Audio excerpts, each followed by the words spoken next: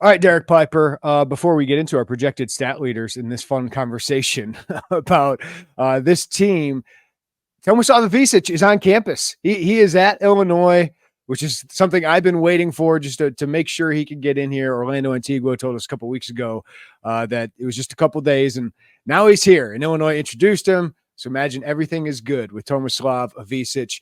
It's a big deal, Derek, because, well, I don't know if I'm going to have him in any of these stat leaders, maybe one of these stat leaders.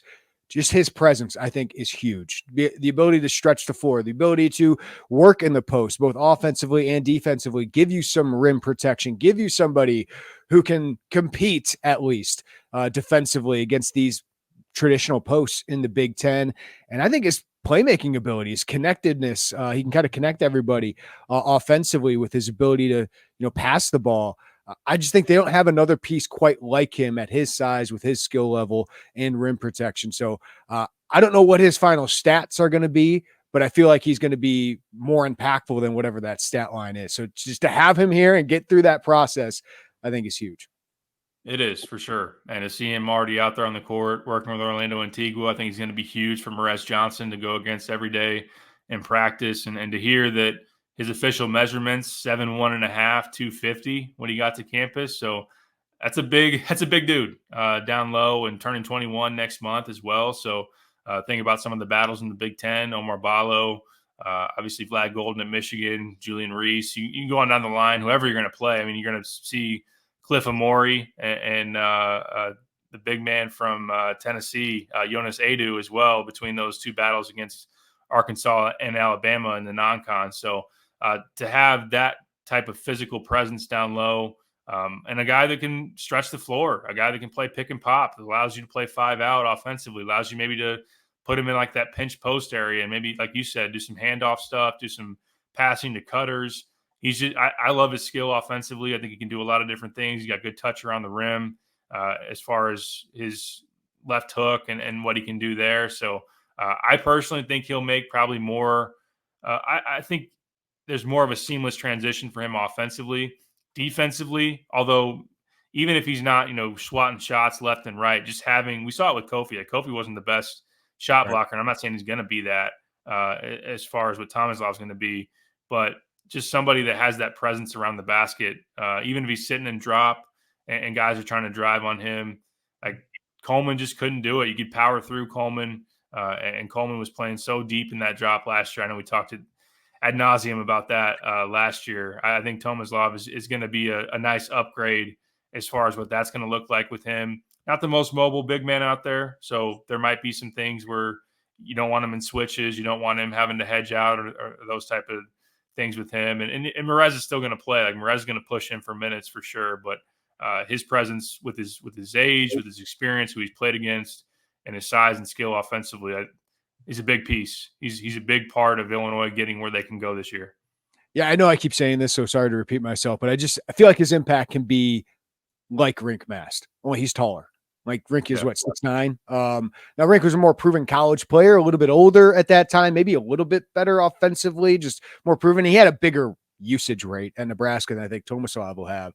I just think Rink was so key to that program because he just made everybody's job easier and he just gave you that big man presence. I think Illinois was really lacking that without Ivisic. So to get him here and ready to go is huge. All right, let's start this off, Derek. We're projecting our stat leaders for the 2024-25 season. Last year, this would have been boring. It would have been Terrence Shannon, Coleman Hawkins, Terrence Shannon, maybe like one more, Luke Goody, maybe for 3-point makes or something like that. Yeah. So this one's a lot more interesting. I think it just allows us to talk about a lot of players, but also our expectations based on what we've heard, based on our conversations, and just based on how much we've talked about these guys and watched these guys.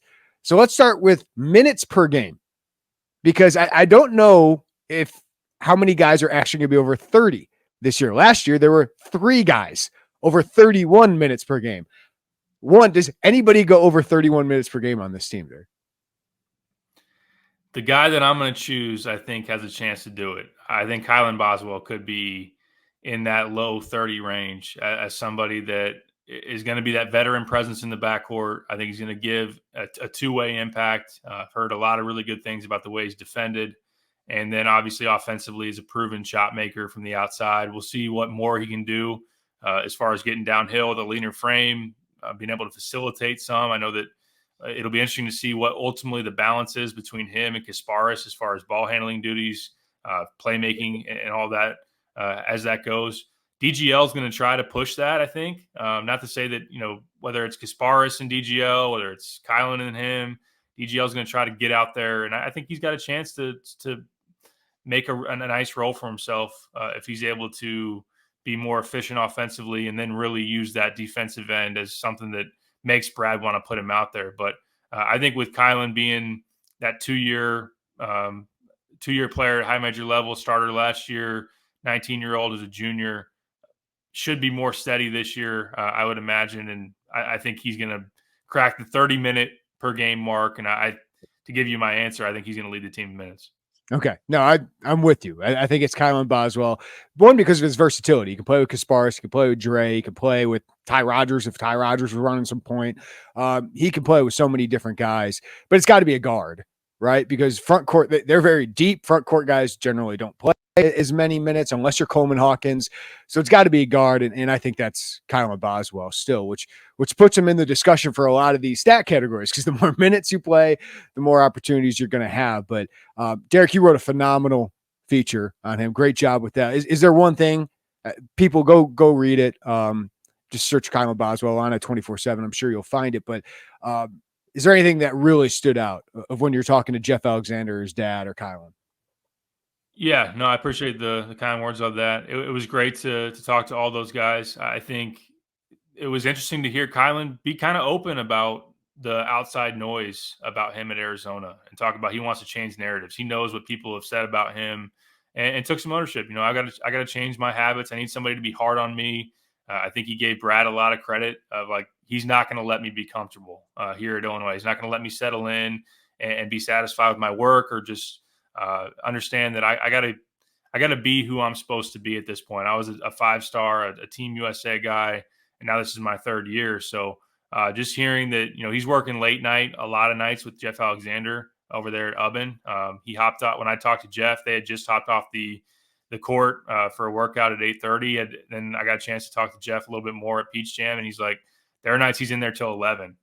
Number one, just putting in the work. Number two, purposely staying away from distractions. So I think that's something that is impressive with him. I liked hearing from his dad. We kind of got back to our roots here in Champaign, and the hometown angle, you can't deny it. I do think, as I wrote, this is definitely a basketball decision. I think it has as much to do with trusting Jeff Alexander and looking at the Illinois program and seeing what they're doing as it is coming back home to family and those type of things. But to know that, he's going back to the hills that he's running in middle school to then, put that work back in and just try to take that next step. So a lot of good stuff in there from the quotes told the story, but if you haven't read it, I do recommend it. No, great job with that. All right. This might be the hardest one. Yes. Points per game. I want you to go first. Okay. I will go first because I feel like, how many options would you think? 4 at least in this discussion.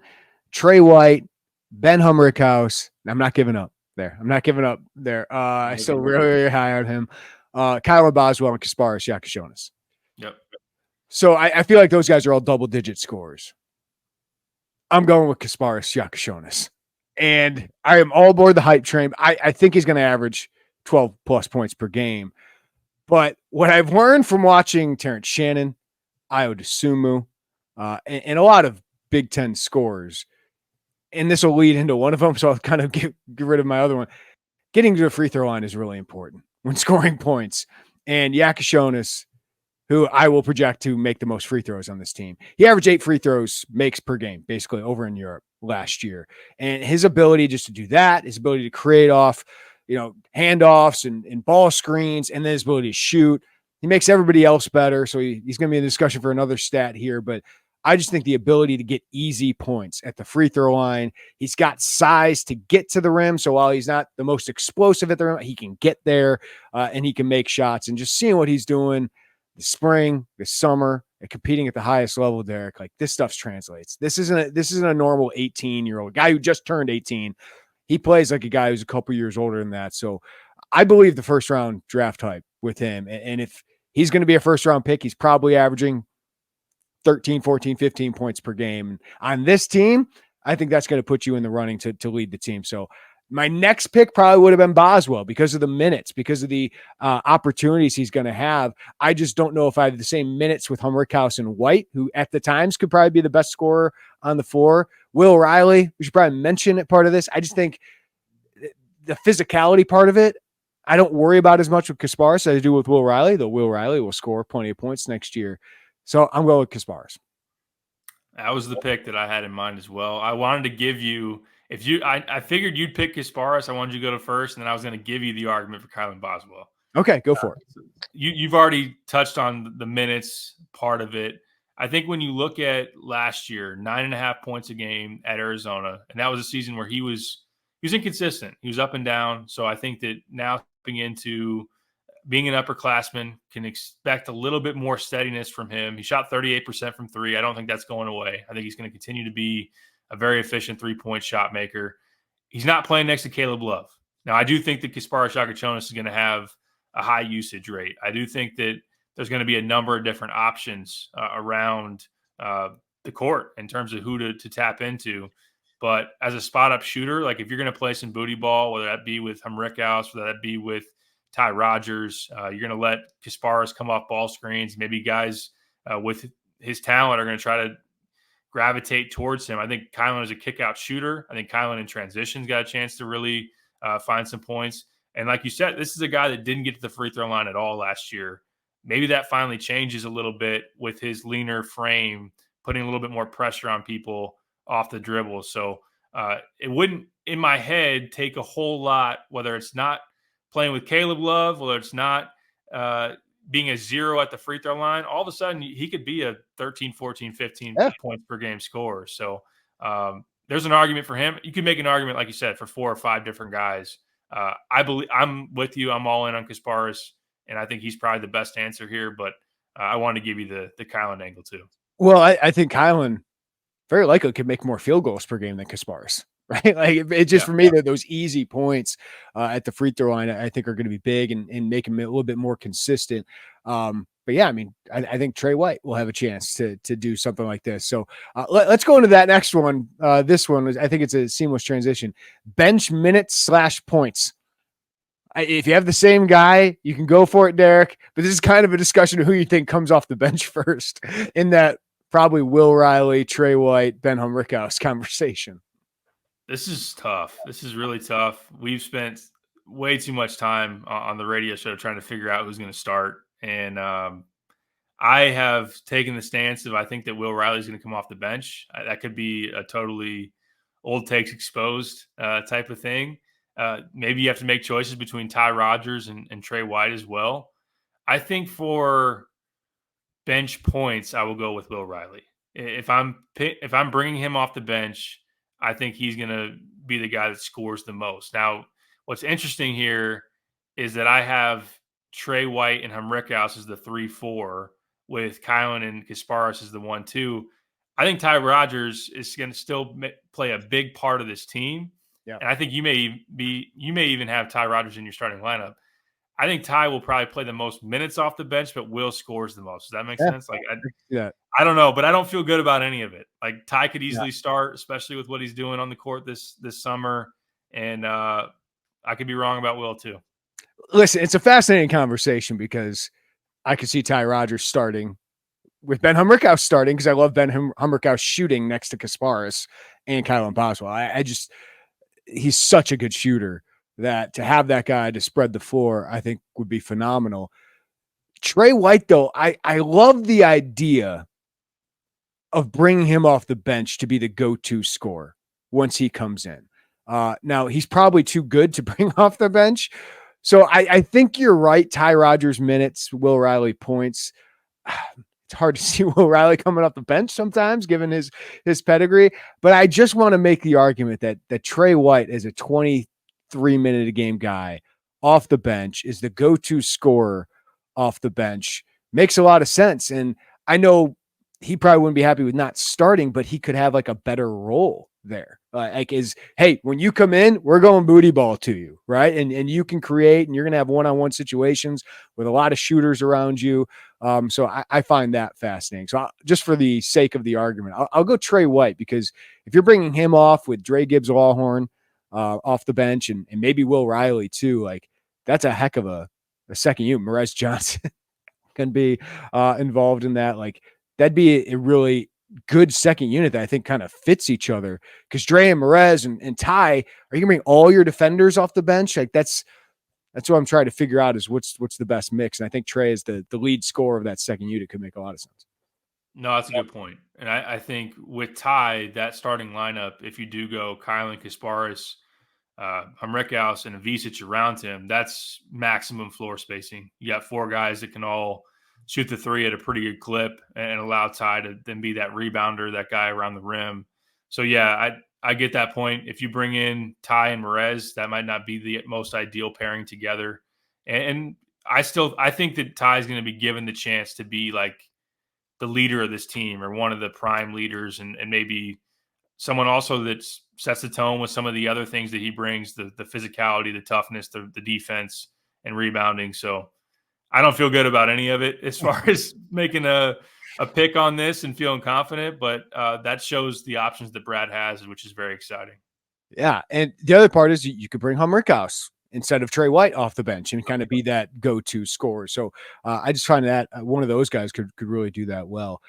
Leading into, who leads the team in 3-point field goal makes and 3-point field goal percentage? It could be the same guy, different guy for both of them. Derek, I'll let you lead off.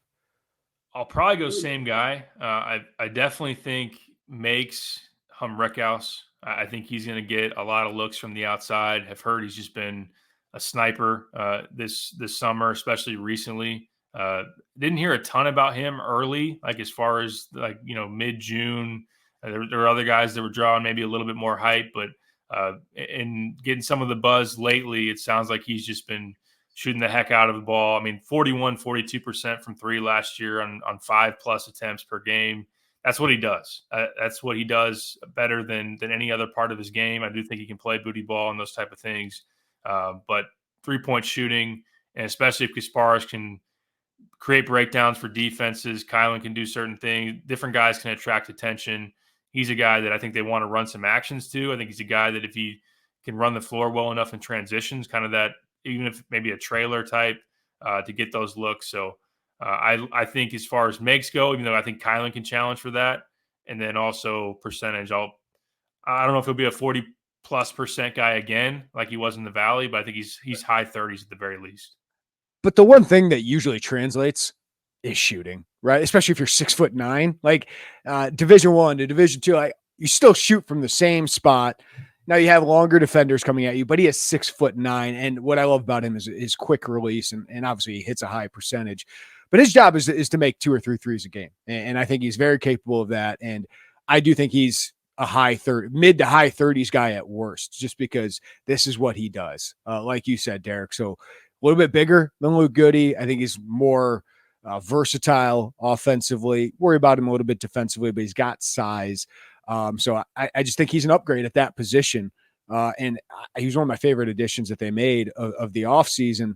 And then they go add Kasparis and Will Riley. But I think if they didn't get Will Riley, they didn't get somebody else, like I thought he would have been one of the top 2 scorers on this team. So I'm really high on him, and I think all of that stuff translates. Assists per game. I think there's 2 options here. It'd be Kylin Boswell and Kasparis.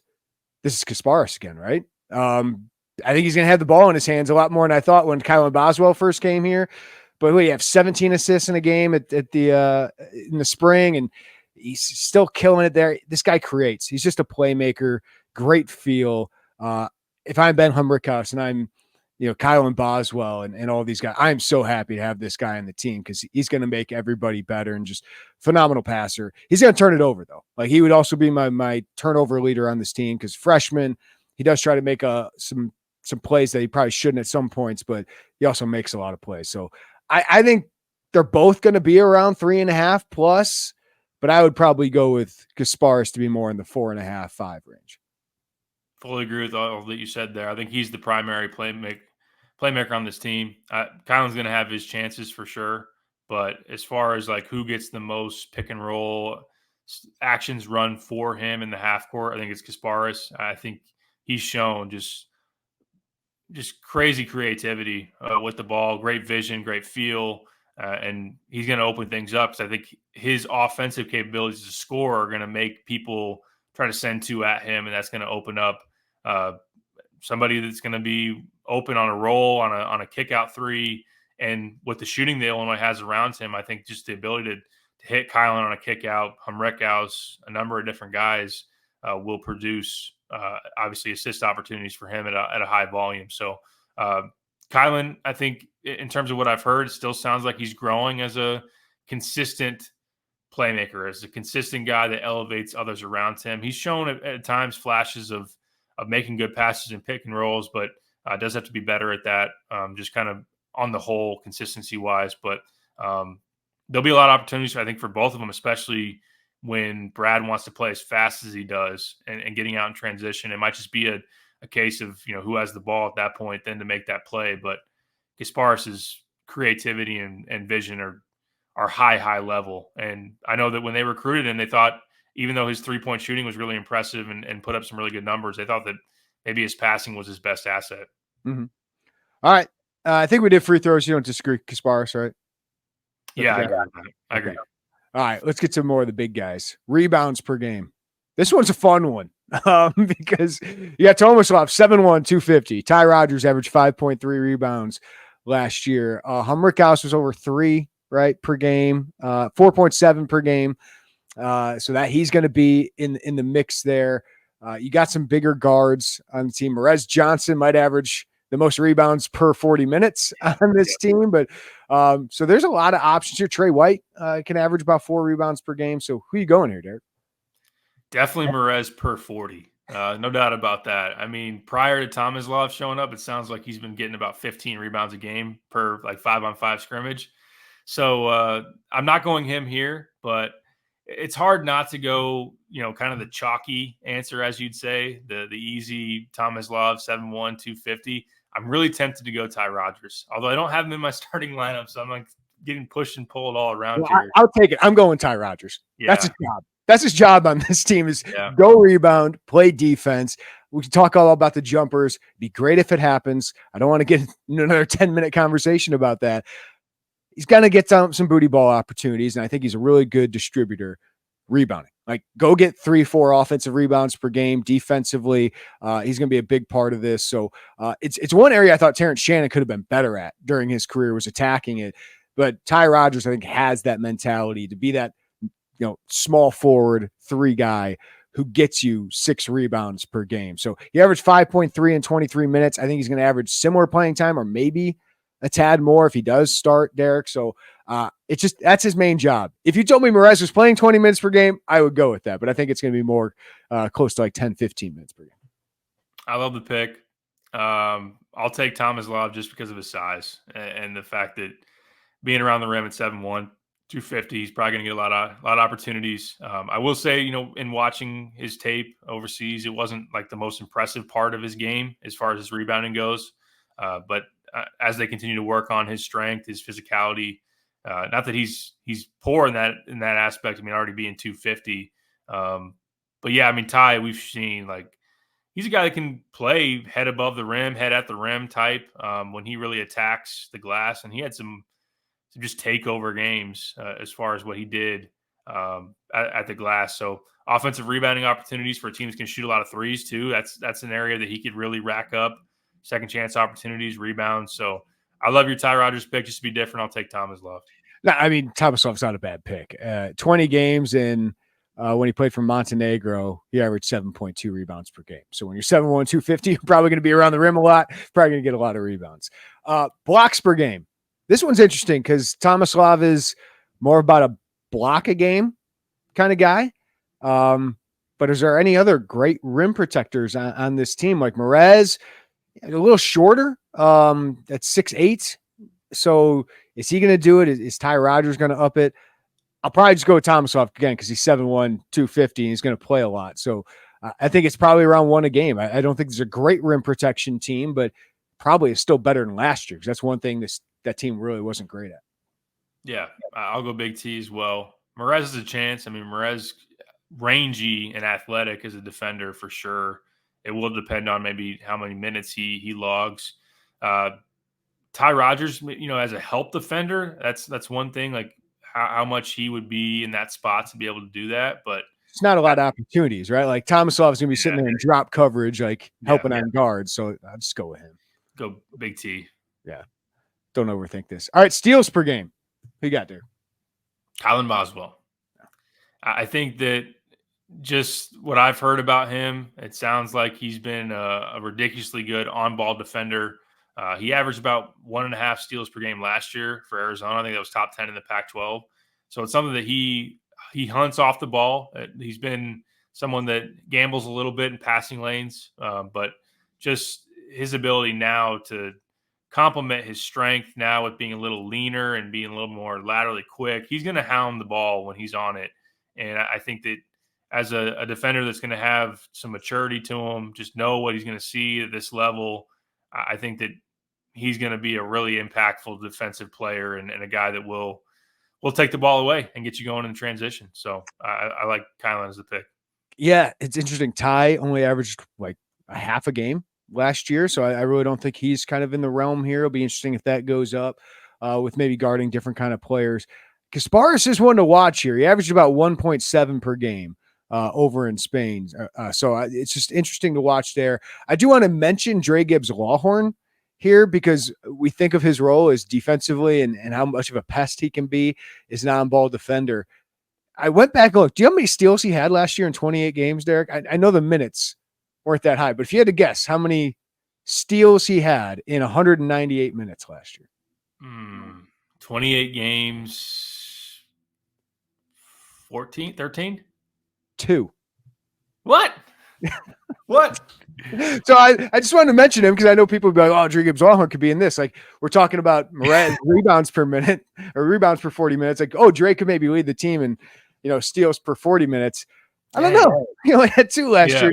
It was a weird year for him, but I don't know why it went so high. I kind of thought that it was going to be a high number based on the way you framed it, but I liked some of his on-ball minutes. Yes. Like I thought he brought some great intensity. The highest stat I think probably was his fouls per 40. Like he fouled a lot. I do think 27 fouls. He had more fouls than field goals made. Yes. Yeah. I think that this year though, I believe he'll be someone that could per 40 minute steals definitely up there. Just how much he's going to be on the court will probably play a factor into where he ranks on this list. By the way, last year, just a fun fact, because you would think Terrence Shannon, the leader in steals, Coleman Hawkins had 51 steals in 35 games. Terrence Shannon, 33 in 32 games. If only Coleman would have gotten the dive at the end of the Iowa State game. Oh man, would have been pretty epic. I want to add. Can I add something real quick? Yeah. I was sitting next to Jerome Tang at one of the games at Peach Jam, and I introduced myself. I'm like, how's Coleman doing? He's like, he's good. Everything's going well. He's kind of going through an acclimation process right now, and yada yada. And then I'm like, he's a character, man, isn't he? And he's like, everyone's told me that. I haven't seen a ton of that yet, but that's what I've heard from pretty much everybody I've talked to. I'm like, just wait. Wait till he gets comfortable, right? Yeah. Yeah. I mean, I'm sure, like, even for Coleman, 22, 23 years old, and like, that's a big acclimation going to a different place. You've only played one place for 4 years. I don't know who led the team in dunks last year. Do we know that? Terrence? I think Coleman and Ty would have been in that running at some point. Yeah. I'll try to see if I can look that up. But who would be your projected leader in dunks on this team? Unlike the John Gross era, it won't only take 5. Maverick Morgan. Ty Rodgers? That's who I was going to do. Yeah. I mean, that dunker spot with Kasparis could be, or Kylin, like that could be a fun spot. Good athlete, physical. Like you said, that's a good spot in terms of a downhill guard that can hit him. Will Riley's got a chance. Yeah. He's put on some impressive dunks here in some of the highlights that have come out from Ubben, but I do think that, if he gets bumped on his drives a little bit, that could be something that bothers him a little bit. He'll have his highlight moments. Like, he's going to have some impressive throwdowns, but yeah, I feel like this is a good opportunity. Like, we haven't talked about Will Riley a lot in these conversations. I feel like he's going to be like in the top 5 of a lot of these. Like, it's just how many minutes, how does he adjust to the physical? I just don't have as many questions about that with Kasparis. And that's the whole reclass thing. I know he's 18, but it's part of him being slender. And that's why Orlando told us that the biggest thing he's got in front of him is being with Fletch and adding all that strength. So I just think that adjustment's going to be bigger. Plus, Kasparis has played really high competition, right? Like, he's kind of played more of the Big Ten. Not that Will hasn't played good competition, but Kasparis, I think, he's just played kind of a higher level. For sure. Yeah, he's gone against some lottery picks. There's been opportunities where he's played some older guys over there in Europe. So, and he has more of that base of being 6'5", 200 pounds. So, but there have been flashes from Will. It sounds like he's played well over there in some 5-on-5s, and he can blow you away with his shot making, his talent. Like, they say his upside is immense. Like, he might have some games where he explodes 25 plus, and with the way that the NBA prioritizes that wing spot, he might do enough to where, he could be the higher draft pick between Kasparis and himself. But I think Kasparis on the whole be more steady. There is an argument. Like, I could have made a case and said Will Riley will start and Will Riley might be the leading scorer on this team. Like, sure, you could do that, and he'll be very much in the mix. I'll be interested to see, like, can we revisit this in October and be like, are there any rumblings or things that have said that, maybe we could, not saying I want to change my picks, but is there anything out there that might point to some shift here? Maybe Will Riley comes on here. Yeah, off-season hot takes. Like, I thought Ben Humrickhouse is like my leading scorer on this team, and that no doubt started. I've had to change that. I've had to adjust that. It's been hard for me to do that, Derek, but we've done it. By the way, our boy Hooper Informatics, who's a great follow on Twitter at Hooper Informatics, we're totally wrong on this dunks thing. Shannon was 3rd on the team. Hawkins was 4th on the team. Quincy Guerrier, by far the leader on this team. Like, come on. Like, now I think about it, it's like, that dunker spot, all those baseline drives, and Dane Danger. Wow, yeah, okay. Dane Danger, number 2 on this team. So all those crushing those mid-majors and then crushing the postseason. That's what Dane Danger did.